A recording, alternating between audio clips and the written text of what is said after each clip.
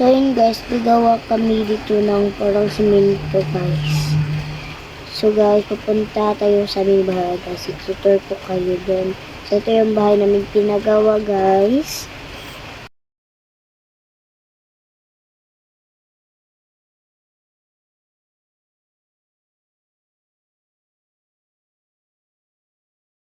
So ito guys, balik na tayo dito sa parang simento. So nilagyan na ni kuya dito ng tubig guys. Para i-mix natin yun guys. Parang mix-mix lang guys ba. So,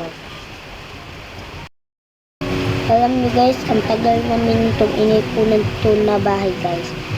Alam nyo guys, nakipag-ipon talaga kami guys para makagawa kami ng bahay.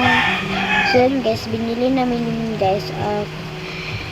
Pinaayos lang namin guys kasi marami nang sira-sira yung bahay yun namin guys.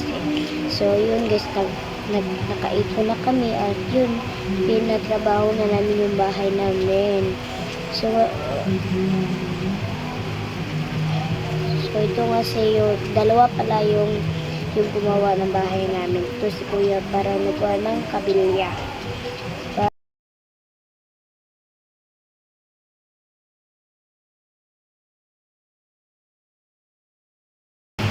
So ito guys, minix nat ni kuya yung parang para isminto guys. So parang tagal yan ni kuya guys eh. Paghihirap daw kasi marami daw malaking doktor eh. Ngayon guys, na-mix na ni kuya. So i-mix-mix lang yan. Mix-mix lang, mix. At ayun nga guys, umupas po yan ng tubig. At parang uulan guys eh. So ngayon guys, so malaki pala yung problema ko guys. Iniisip ko na mag-vlog pa ba ako kung nandito na kami sa aming bahay guys. Mag-vlog pa ba ako? Tuloy pa ba ako sa vlog? So yun guys, pasing-pasing na sa amin guys kasi marami kasi tayong problems. I-action lang natin yun guys. So ito nga guys, so, hindi pa talaga matuklok. So ito guys, dyan kami maliligo guys. Dyan guys, nagkukunik pala kami ng water guys. So yan sila kuya guys. Nandun siya sa aming likuran. Sa aming bahay guys, sa likuran sa aming bahay. So marami pala dito mga prutas guys. So guys, yung bahay guys, hindi yan namin guys may nakabili na yan guys. So pupunta natin sila kuya guys. So dyan sila umuna guys. At dyan namin ilalagay yung CR namin guys. So guys, parang uulan talaga guys. Kasi kuya guys. So guys, iyan yung ginagamit namin para, at ito yung kusina namin guys, at lalagyan pala yun ng hagdan guys. Kasi dyan namin ilalagay yung CR namin. So guys, pupunta nila sa mama guys, kasi parang may binili siya para snacks sa aming trabahante guys. So pupuntahan ko muna si mama.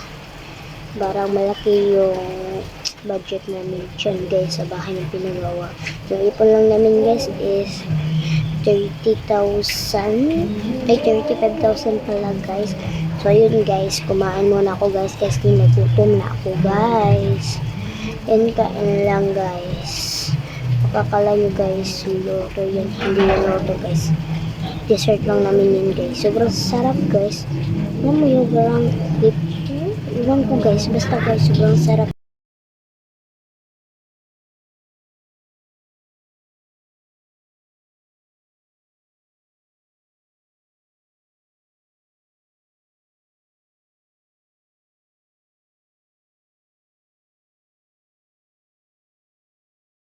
Guys, ilalapos mamagay kasi wala siya dito guys.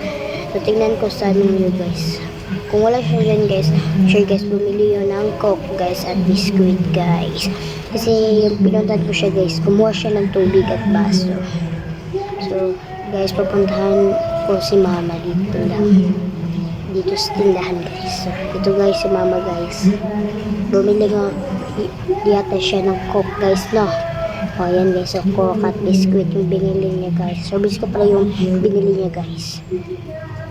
So guys, mag-i-snack na tayo dito guys. Syempre, sasali din ako sa kanilang kainan, di ba?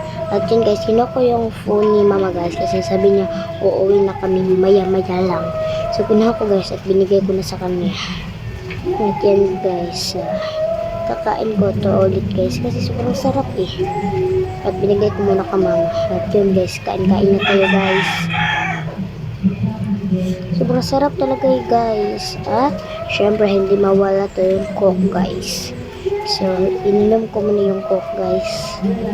Nagutom na ako guys. Sobrang gutom ko kasi iwan ko na anong oras ito. Parang alas 11 na yung time nito guys.